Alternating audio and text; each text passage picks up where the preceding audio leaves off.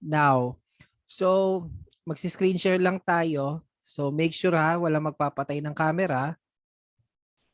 Okay? Dali.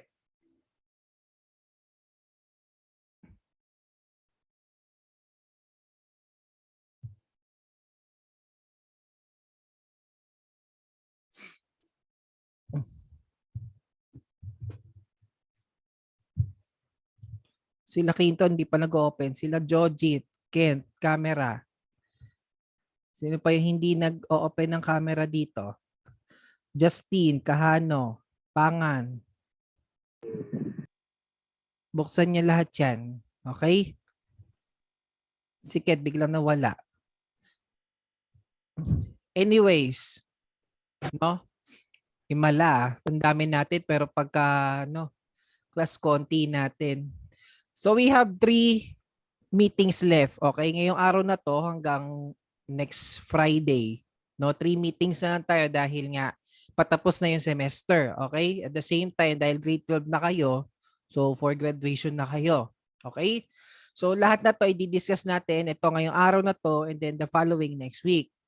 So mamaya after our lecture, may i-discuss akong project, no? Kailangan niyo intindihin maigi, naka-record naman tayo. Tapos ito I will be submitted next week. Okay? So mamaya na yung details niyo. But before that, we're going to discuss plan and prepare for maintenance and repair. Usually, di ba, na-discuss naman natin many times about occupational health and safety. When it comes to occupational health and safety, kailangan kapag kami gagawin tayo sa within the workplace, kailangan po natin ng mga basic precautionaries, di ba? Baga may protocol doon. But of course, dito kasi syempre sa workplace po natin, may planning, may maintenance, may repair, okay? So, pasok pa din si occupational health. Okay? So, ano ba yung magiging objective natin dito? So, number 1, plan maintenance or diagnosis of faults in line with job requirements. Isipin nyo na lang parang sa bahay, di ba? May plano kayo mag-general cleaning. Technically, ano ba yung plano mo sa general cleaning? So, ganun din po sa mga computers natin. Usually, chine-check natin kailan tayo magpaplano na i-check lahat isa-isa yung computer. Siyempre, kung naalikabukan na ba yan or may mga electrical faults dyan or kailangan i-troubleshoot. Prepare maintenance. Okay? Kailangan mag-prepare. Ano ba yung mga gagamitin? Obtain tools, equipment, and testing device needed for correct operation and safety. Kasama na po yung checking dyan. Obtain materials necessary to complete the work in accordance. Okay? In accordance to establish procedures against job requirements. So, kailangan kung ano po yung plano natin, kung ano po yung gagawin, yun lang po yung objective. Okay? So, yan. Sabi ko nga, occupational health safety, policies and procedures na susunod, hindi pwede yan napapalya dahil it may possible na magkaroon ng hazards dyan na kapahamak po natin. And of course, check computer systems and network for maintenance against job orders, instruction specification. Okay? So, doon na tayo sa baba. Okay. So, introduction. So, planning and preparing systematic maintenance. Okay? Procedure will save time, money, and frustration. Usually, ginagawa ito ay depende. So, for example, sa school laboratory, usually, minsan, monthly ang checking, minsan once in 2 months, makita lang kung naayos pa yung network, yung mga ano natin. Siyempre, kapag wala pang, for example, katawag dito, yung scheduled maintenance, of course, during for example, sa school, siyempre, ginagamit palagi yung mga PC. So, if there is a problem, it will report immediately para ma-troubleshoot. No, usually sa maintenance planning, kumbaga kumbaga inaalam natin, no, kung good condition pa ba lahat ng mga gamit, no, sa workplace natin. For example, sa mga IT rooms, sa mga PC na ginagamit ng mga tao. Okay? Or ikaw naman ay nasa part of, syempre nasa business ka, di ba? For example, may computer siya ka or nasa repairhan. Syempre, there is a maintenance, no? There is also syempre cleaning with dyan. So that the objective niya to save time, money, and frustration. Okay, syempre para magkaroon lang ng precautionary measures, no? Na alaga po yung mga gamit natin. PC maintenance is important topic for anyone who owns a PC. No, kahit na lang sa sarili po natin. Usually, yung PC po natin, may maintenance tayo. Hindi lang yung sa software na magdi-delete ng files, but also check natin kung working properly pa ba yung cabling yan. No, ang PC din naman kasi inaalikabukan. Looking after your PC, it proper ensures the trouble-free use. Regular PC maintenance also keeps the machine performance optimal, no? Maging smooth pa rin naman yung trabaho niya. So letter A is plan maintenance procedures for consistent system networking. So number 1, design a systematic maintenance plan for hardware. Usually, monitoring, evaluating, and then place your computer when ventilated. So syempre, hindi naman pwede sa sobrang mainit, no? Kasi una, ikaw ang maiinitan. Pangalawa, baka there's a possibility dahil sa sobrang init o sa sobrang lamig, no, hindi maging okay yung gamit natin. Schedule use of computers for its longer life. Yan, move computers only where it's turned off and unplugged. So technically, kapag maggagalaw ng computer, magme-maintenance, no, lalo na kung hardware ang pag-uusapan, wala dapat nakasaksak sa kuryente, no? Siyempre, baka makuryente ka eh. At the same time, may mga static yan. Iniiwasan din natin na mahawak ng basta-basta yung mga hardware devices natin sa computer, especially graphics card, motherboard, okay? Yung mga natin, mga sensitive na may boards na talagang exposed. Kasi exposed sila. So, pagka nahawakan, no, syempre may static tayo, may static electricity. So, treat your computer properly. So, maingat po tayo, no? Hindi tayo barabal magtrabaho, no? Kung computer mo yan, syempre, kung ikaw, sarili mong gamit yan, inaalagaan mo. Ganun din po. For example, kung nasa trabaho ka, ikaw nasa ikaw ang naka-assign sa repair, syempre maalaga ka naman, no? Kasi kung di ka maalaga, syempre wala kang malasakit sa mga gamit, no? Pag nasira mo pa, papagbayaran 'yon. Okay? Maintain your hard disk, napaka-importante din noon. Syempre may mga important files po tayo. Okay? Next po natin, design systematic maintenance plan. So usually backup, no, mga software na to. Backup ng mga files po natin, whatever that is important, it should be backup. Okay, kung may mga kung may mga extra kayong hard disk or flash disk, no, kung magre-reformat, kung mag-aayos po ng make sure lang na naka-backup yung mga files. Para kung may gawin man kayo doon, kunyari mag-reformat or may mga ayusin kayo, may mga sorting, no, may mga i-delete na files, hindi po mapahamak. Okay, lalo na kung may mga system, may mga databases yan, naku po, ay kailangan po mag-ingat. So next naman natin, install or secure passwords. Of course, mga security measures natin when it comes to network security, syempre, personal security ng computer, importante yon. Temporary files should be deleted. Okay, kung unnecessary, yung mga unnecessary po natin, saka yung mga hindi naman kailangan, kailangan naman na i-delete. Okay? So, update the antivirus or spywares.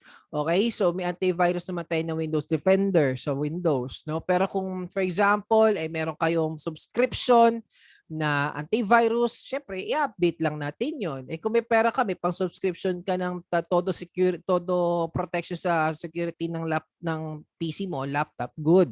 Okay? Pero syempre, iba, they will avail the free lang naman. Okay? So usually ito yung sample ng maintenance plan. Siyempre, usually, saan ba ina-apply ito? Usually sa mga corporate, sa mga offices, sa mga establishments, no? Pero kung personal, usually, check mo lang naman anytime. So number 1, siyempre, check the antivirus, disk space utilization, okay? Kung meron pa available space, no? You have to delete temporary, necessary files. Pati po yung mga cache, no? Isa po yan sa kumakain din po sa storage. Defragmentation of hard drives. Magto-troubleshoot ng mga hardware and software issues, di ba? Kahit din po yung network. Di ba? Baka may kagat na ng daga yung LAN cable mo. Or for example, nag-ayos kayo tapos naiba yung mga IP addresses, mga ganon. So types of maintenance procedure, number 1, hardware maintenance. So mostly cleaning, testing. Okay?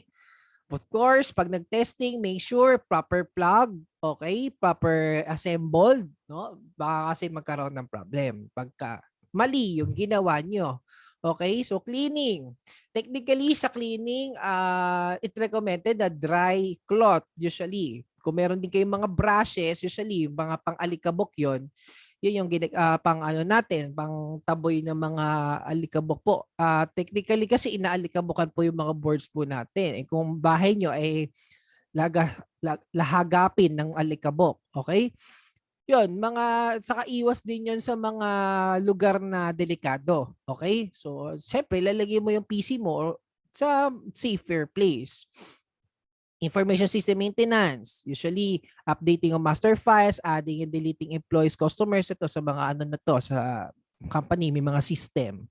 So system maintenance, ibig sabihin, so lahat naman tayo mag-IT, so may tinatawag tayo system maintenance. Kung saan, for example, si GCash, di ba? Part ka ng developer. So syempre, naka-down si GCash dahil syempre, may maintenance. Inaayos yung codings, batawag dito, may mga ina-add na feature, may mga nire-resolve na mga bugs. It's part of the system. Okay? So more on ano na 'yon. Okay? So for a program maintenance, same naman din sa information system, no? Updating application programs to meet the changing information requirements, to add new functions and changing data. So fixing bugs, adapting software to new hardware devices.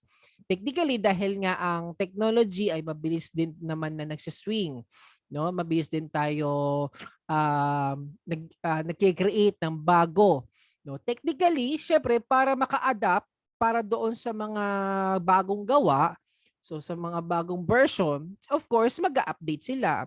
Maintenance ulit 'yon. Okay? So may mga idadagdag na feature. Marami po kasi 'yon. Okay? Tulad na lang ng Facebook, 'di ba? Para to keep updated syempre sa mga phone device. So nag-aano 'yan, hindi lang yung pag gumawa ka ng Facebook yun na yun, hindi.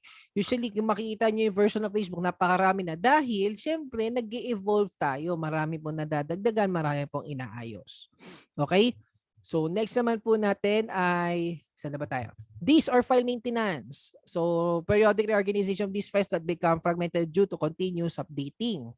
Technically, so maalaga lang kayo sa mga hard disk nyo, sa mga files ninyo, no? Keep all important. That is important, that is necessary. Yung mga cache, temporary, delete po natin yon, no? Yung mga redundant, yung mga paulit, no? May 5S po tayo, 'di ba? Yung 5S, kailangan linisin yung desktop, 'di ba? Yung laman ng disk ninyo sa loob ng computer.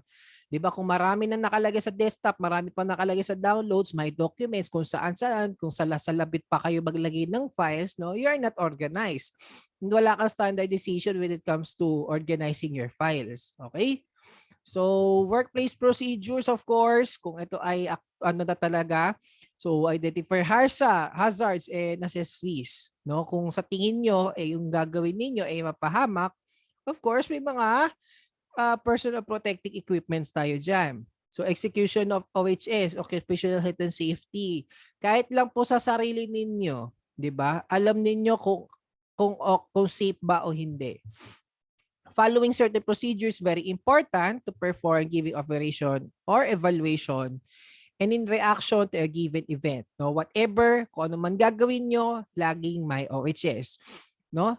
So it is different elements corresponding to performance criteria able to identify occupational health and safety standards, assess risk, and follow instructor procedures with workplace with minimal supervision. So ito, yung mga other issues natin. So, syempre, tayo po ang makakaramdam yan. No? Depende po sa tolerance natin, no?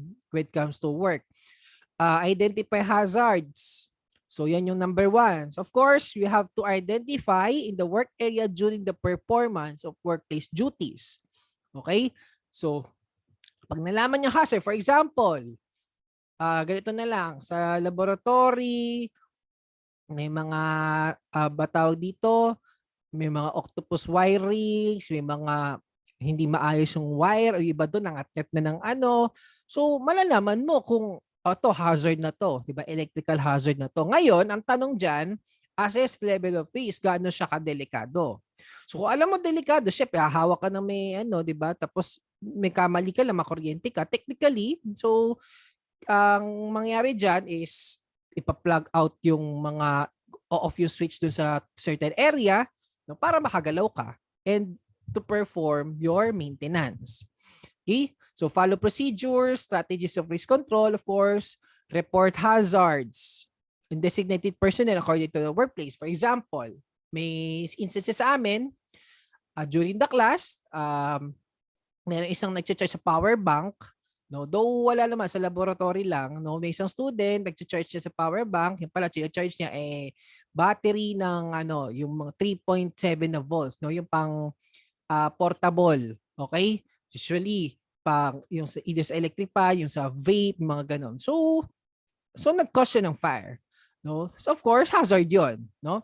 Since it's isolated, it's not in the hindi naman sa computer na ano. So ano naman, minimal to moderate. So, precautionary, syempre, kung ano yung dapat na gawin para apulahin. Syempre, umusok siya no?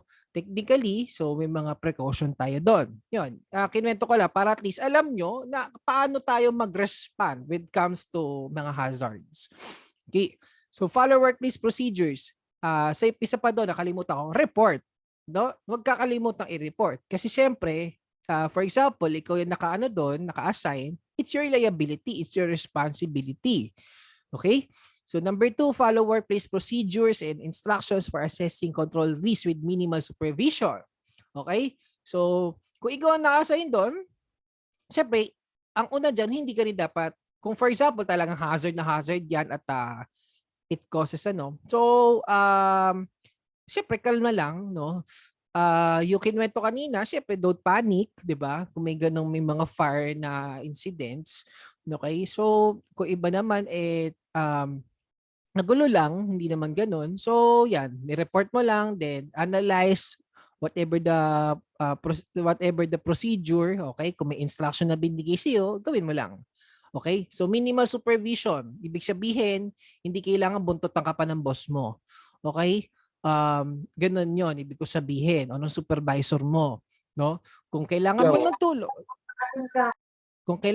tulong, of course, for example, hindi mo kaya mag-isa, no? Not just the supervision. What I mean is yung, for example, may maraming gagawin, you need help, okay?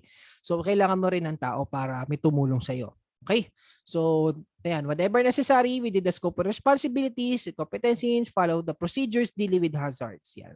So, technically, sa mga ano natin, of course, sa mga workplace natin, no, huwag kakalimutan na may fire extinguisher, mga fire, ano natin, in case may electrical o ano man, even yung mga basic troubleshoot, yung mga tools, okay, para may mga tools tayo para for example, merong certain na nasira, meron kayong proper tools na paggagamitan.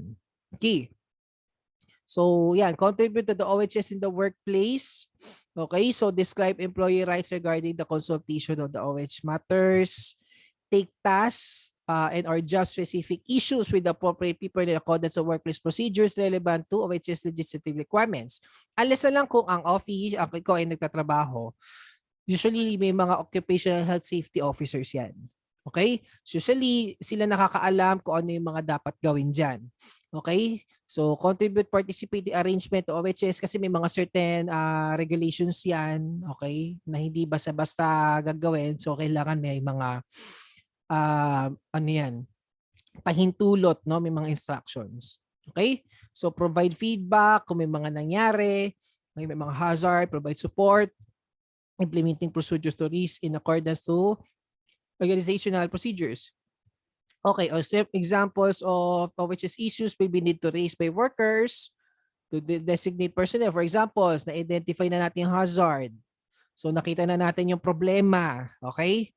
So clarification, understanding to the policies, no? Kung ano yung binigay din na instruction, kung ano yung mga nakalagay doon sa health safeties. So consultation and communication para malaman kung ano yung gagawin. So follow-up reports, magre-report pa din. Okay, so effectivity and training needs. Okay. So what are those will be used for equipment testing devices? Number 1, program for the software development or system maintenance. So wala namang problema when it comes to software kasi may mga utilities naman tayo. Virtually any program utility that helps programmers or users develop application to maintain the computer can be called as a tool. So examples ito, compilers, interpreters, assemblers, 4GS, editors, debuggers, and application generators. Yan. So mga creation na to ng programs. Number 2, a program that helps user analysis to the search of data. It's example, query, report programs. Yan. Mga query tools. Meron pa, on-screen functions, line draw, circle draw, yan, mga ano na to. And sometimes prepare software as a tool. Yan. So, next, yan, syempre, materials, kung ano ba yung mga kailangan natin for proper maintenance, no? Make sure lang, syempre, pagka gumagalaw tayo, may proper, may mga proper toolbars ka doon. Okay? Para magawa mo yung dapat mong gawin. Okay? So yeah, yung mga plan and maintenance procedure usually sa mga na to. Usually mga offices, workplace, may mga yan, may mga check. Ito, para mabigyan ko example. 'Di ba pag pupunta kayo sa restaurant sa mga comfort room, 'di ba meron doon sa likod ng pinto, 'di ba? Check 'yan oras-oras. Kung nalinis ba 'to, 'di ba? From lababo hanggang sa bowl, 'di ba? So ganun din minsan sa laboratory may mga nakalagay din doon na check na ba na lahat nagpa-function ba? Diba? Check lang yon. Pag may syempre i-report yon. Kung ano yung object na yon na may sira, yun yung i-report. Diba? So lahat yan i-report niyan sa IT, no? Nire-report sa Occupational Health Safety Officer. Yan, lahat yon. Okay? So technically, ito yung lecture natin for the plan and prepare for maintenance and repair. Okay, meron pa bang questions regarding dito sa topic? Ang dami na nagsara ng camera. May tanong pa ba? Sagot kayo. Ano po, sir? Wala na. Okay, so pay attention. Okay. Since 3 meetings na lang tayo at mag-end na, syempre kailangan ng project. Okay? So technically, may papagawa ko sa inyo. Since kayo ay CSS, of course, technically, more on floor plan. Okay? So, ang gagawin natin, mag-create kayo, ito na lang, ang i-example na lang, ang anin nyo na lang yung bahay nyo. For example, kung meron kayo second floor, first floor, or certain na kwarto. For example, yung kwarto nyo, gagawa nyo ng floor plan. Pero, ang kwarto mo, ang gagawin natin doon, for example, para siyang opisina. Ilan yung computers? For example, 5 yung PC. No? Parang mini office. Pero ang floor plan mo, kwarto mo. Okay, yung kwarto mo ha. Okay. So technically, yung kwarto mo, yung isang kwarto mo, susukatin mo yon, di ba? For floor plan. Susukatin mo yon, yung dimension nun. And then, for example, syempre, kahit sa PowerPoint nyo gawin or sa Canva, bahala kayo. Okay? Mangyayari doon, so sukatin nyo, gawan nyo yun, tapos maglalagay kayo ng picture na may PC, ano ba yung arrangement ng PC, nasaan ba yung router, yan, nasaan ba yung modem, nandun lahat. Kumbaga para siyang computer laboratory. Okay, parang computer shop, ganon. So bibigyan kayo ng sample. Wait lang, nangyari. Okay, so ganito. Actually, project namin ito before. Ito, structure cabling kasi nasa network tayo. So, subject namin ito structure HTCABs. Okay, basic networking. Since CSS tayo, so, konting application lang. Okay? So, now, whether Canva, PowerPoint gawin nyo, yung kwarto nyo, susukatan nyo. For example, ano yun? 5 meters, by 10, by ganito. Okay, for example, ito yung basement kasi ng campus natin sa San Pedro. Sila yung inocular namin. Okay? Technically, yung basement, sinukatan namin yung basement. Okay? So, actually, buong building yan ng ACLC San Pedro, inocular namin. Okay? Technically, sa inyo kwarto lang. Of course, sabihin natin may 3 PC, 5 PC. Max 5. Kung malaki kwarto mo, 10 pwede. Okay? So gagawin mo ng floor plan yan, may size yan, okay? So sa PowerPoint, so letter size tayo kasi gagawin niyo po guys, ipiprint niyo to. So lahat to ipiprint, pero syempre pagka pinrint nyo, pipicturean nyo, bibigyan nyo ako ng picture. At the same time, itong hard copy, ipapadala po sa campus. Okay? Sir, drawing. Ha? Drawing, sir. Sulat kami Ano? po. Since CSS tayo, syempre, i-computerize to. Okay? Okay, sir. Okay po. So, may Canva naman tayo, may draw.io tayo sa website, pwede kayo doon, draw.io, ano pa ba? Microsoft Visio kung meron kayo noon, pero kahit Canva, Photoshop, o PowerPoint, okay? Walang problema. Okay? So technically, syempre sa bond paper may margin 'yan. Okay? Margin. Okay, 0.5 inches. Tapos dito sa ilalim, nakalagay yung logo ng ACLC, yan, Ama Computer Learning Center, tapos pangalan ninyo. Dito sa baba, nakalagay network floor plan. Okay, yan, naka-record to. So ito, 0.5 inches yung margin, dito yung logo ng ACLC, yung San Pedro, pangalan ng school, yan nakalagay, floor, network, floor plan na lang nakalagay, floor plan, tapos pangalan lang ninyo. Pangalan, section. Okay? Nagigets ba? Sagot kayong lahat. Opo, sir. Okay. Opo, sir. Opo. Oo. Tapos yun, yung floor plan. Siyempre, kunyari, ito kwarto, ilan yung PC dyan? Makikita ko dyan yung tawag dito, may modem dyan, may ano dyan. For example, kung may CCTV pa dyan, wala pong problema. Okay? So, parang mini office. Siyempre, yung kwarto nyo naman, may liit lang. So, technically, madali nyo naman siyang madodrawing. No? Kuha lang na kayo sa Google kung yung mga PC o kaya sa basak. Discarte nyo na yon. Okay, syempre may pintuan yon dahil yung entrance. Okay? So, ganyan yung itsura lang. Isang page pa lang yon. Okay? Next naman natin, syempre may PC ka. So, yung mga ginamit mo, technically, syempre yung topology. Ituro ko sa inyo yung network topology. Technically sa bahay, ano ba yan? Bus topology. Ay, wala na palang bus topology. Usually, yung ginagamit, pwedeng ring, pwedeng star.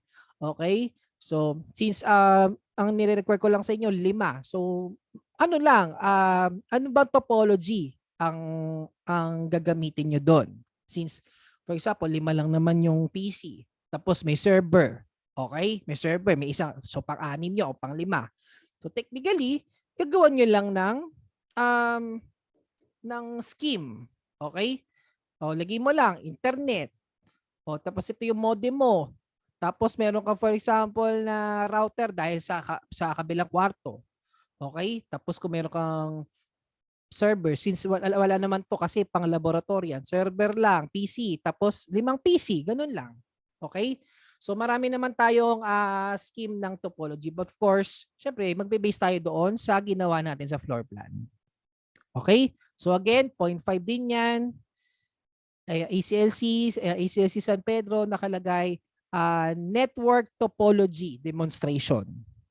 Network topology demonstration. Okay? So kung bus topology, di bus topology. Siyempre makikita doon na may internet, lahat yun. Kung ring topology, kailangan makita ko na ring topology yan. Siyempre, may mga PC yun. No? May mga naka-assign. Yan, tulad yan. Then, pangalan po ninyo, section. Okay? After nyan, of course, tatantsayin nyo. Diba? Alam mo yung mga ginamit nyo? Yan, costing. Okay? Costing, syempre ano na to, word na to. So ano ba, gumamit ka ba ng router? Syempre may modem na, gumamit ka ba ng router? Syempre gumamit ka ng LAN cable. Meron ka RJ45, bumili ka ng crimping tool, di ba? So yung mga yon. O yung mga PC, ilan ba yung mga PC na binili mo? Sabihin mo na lang isang set nun, di ba? So lalagay mo dyan. Okay? So, costing natin yan. So, ito total lang yan. Tapos, nalagay mo lang, wala na to prepared by pangalan mo. Okay? So, yan lang naman, costing. So, ano ba yung ginamit mo? PC, RG45, crimping tool, Cat6 na cable, ilan meters, mga ganon. Kasi kwarto Lahat mo po lang, nilagay sa drawing, sir. ha? Ilalagay dyan. Lahat po nang nilagay sa drawing. Yung mga nagas. Oo. Yes. Pero usually, Okay. yung mga network device lang yung mga ginamit. Hindi nyo ito bibili na. Ito, since sa costing lang naman ito, hanapin nyo na lang sa internet. Oh, magkano ba isa nito? Oh, di ba? Lalagay mo lang doon. Mangyari, 5 piso yung RJ45 isa. Okay? So, lalagay mo lang yon. Okay? So, for example, sa Plima, sabihin na natin, bilhin natin mga 20 pieces. O, kung 5 times 20, lagay mo lang doon. Ano? Diba? 5 times 20, 100. Mga ganun lang. Kung meron pa kayong switch, o hahanap ka ng ng switch. So, hanap ka lang din sa internet, no? Marami naman tayong Kumbaga, makita lang natin estimation, yung sa ginawa mong floor plan, yung mga ilang pieces, 5, may server, tapos may kunyari may router ka pang extend, yun. So makita natin kung magkano yung costing. Then prepared by pangalan mo. Yun lang. Aerial ang aerial tayo ha, aerial size 12. Okay? And then ito na yung front page. Ito, ayusin natin 'to. Structured cabling system in kunyari residence mo. Okay, kunyari si De Leon Residence, mga ganun lang. Okay? Wala na to, wala na yan. Yun lang. Tapos, a network plan proposal submitted to Senior High School Department. Okay? Ito, Senior High School Department. Tapos, yung ito ay Computer System Servicing, NC2.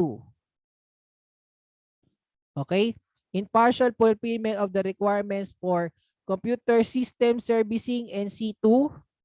Then, pangalan mo. Okay? And then, instructor, syempre ako. Lalagay ko yung mamaya i-ano ko sa inyo, no, in details. Then, date natin. Okay. Ang submission nito, of course, Friday. Okay? So, sa Friday, so kailangan may print. Ang mangyari ganito. Syempre, Friday may printed na kayo, di ba? So, mangyayari, syempre, i-scan nyo yan. I-scan nyo to. No, bibigyan nyo ako ng digital copy. Kailangan kompleto. Okay? So, paano yun, sir? I-send, i-email ko, ibibigay ko yung email ko, no? Doon yung i-send lahat ng pati may mga certain requirement. Okay? Yung hard copy nito, ibibigay kay Sir Jonel. Okay? So, wait ko lang si Sir Jonel kung kailan pwede kayo magpasa ng hard copy. Yung hard copy nito. Okay? Pero technically, ang deadline sa akin next week, Friday. So, you have 1 week para magawa to. Okay? So, you can use Canva, PowerPoint, ano pong ninyo. Okay? So, Sir, anong ginamit niyo yan, sir? Panggawa ng, ano pong ginamit niyo? Panggawa dyan. Doon po sa example. alin ito? Apo. Oo. Actually, ito kasi, saan ko ba ginawa to? Parang parang Photoshop. Photoshop to. Actually, yung floor plan na bigyan na sa amin. Kasi ganito yon. Kasi kami syempre, ang namin, ang client is yung school. So, hindi lang ang floor plan. Pero syempre, kayo, ang gagawin nyo, gagawa tayo ng, syempre, from scratch tayo. Pero for example, kung gusto niyo yung mga ganyan, yung may PC ganon, usually gumawa lang naman ako sa Google. Tulad dito, yan, kumuha ako sa Google, Clip Arts. Tapos ginawan ko na lang ng mga lines natin. Yun, tapos ito, yan, dinimension ko, sinukat namin doon kasi wala sila, floor plan lang, walang sukat. So ginawa namin, inactual namin sukat yon. So technically, ang instruction lang naman, kwarto lang naman. So hindi na kayo lalabas ng bahay, no? Kasi individual naman to. So, kwarto nyo lang, sukatan nyo lang yon. For example, 3 PC lang doon. O medyo malaki-laki, 5. Ayan. Okay? So, ulitin ko lang, floor plan ng kwarto nyo. Syempre, may dimension ng size. Sukatan nyo yon. Ang margin natin, kung ilang PC yung kaya doon. Of course, meron doon yung modem, nandun yung router. Okay? Nandun nyo. Kung may CCTV ba kayo, syempre, kasama yung CCTV doon sa costing. Kasi syempre, you use IP address with that yung network doon. So yan, sa printing margin, so whether PowerPoint na to or Word, 0.5 yung margin, tapos dito sa ilalim 1 inches, ACLC nakalagay AMA Computer Learning Center San Pedro, ano to, nakalagay dito floor plan, tapos pangalan nyo section. Next, ang sunod naman natin, network topology demonstration. So, yung sa mga kinabit, yung binigay yung PC doon, nyari 3, 4, 5, kung may server pa yon, siyempre, kung ano ba yan, ano bang klase, ano bang type of topology yan. Okay, kung ring topology ba yon, bus topology ba yon, hybrid topology ba yon, yung tutugma doon kasi maliit lang naman yung yung PC, yung pwesto nyo. So, technically, ano lang yon, mga either ring or star. Okay? So, yan, ganun pa din. 1/2 inch na border, 1 inch dito, may logo na ACLC, nakalagay network topology demonstration, pangalan ninyo section. Next, costing. So, aerial, size 12.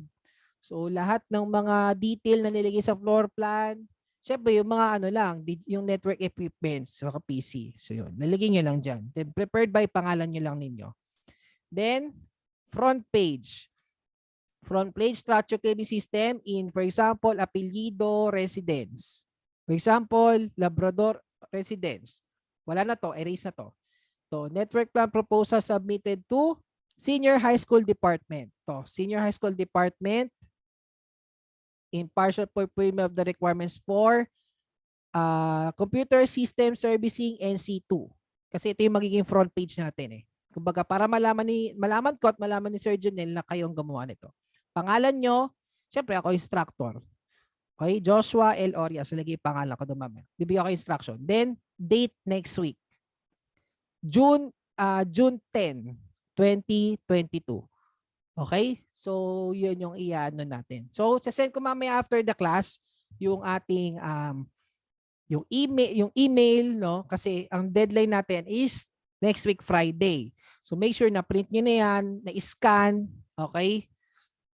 Kung picture, dapat malinaw. Okay? So, clear. So, tayo then send po yun sa email. So, bibigay ko yung instruction mamaya. Yung hard copy, i-ask ko lang si Sir Junel kung kailan pwede nyo i-submit yung hard copies. Kasi dadalhin nyo to sa campus kasi ito magiging gigrade namin kasi ito. No? Gigradean ko to, no? Yung score niyo, yung works ninyo. Okay? So, meron pa bang questions regarding sa project? Opo, sir. So, kung wala na, reviewin nyo na lang yung discussion natin kanina. Okay? So, naka-record naman nito para at least pwede nyo. Yes?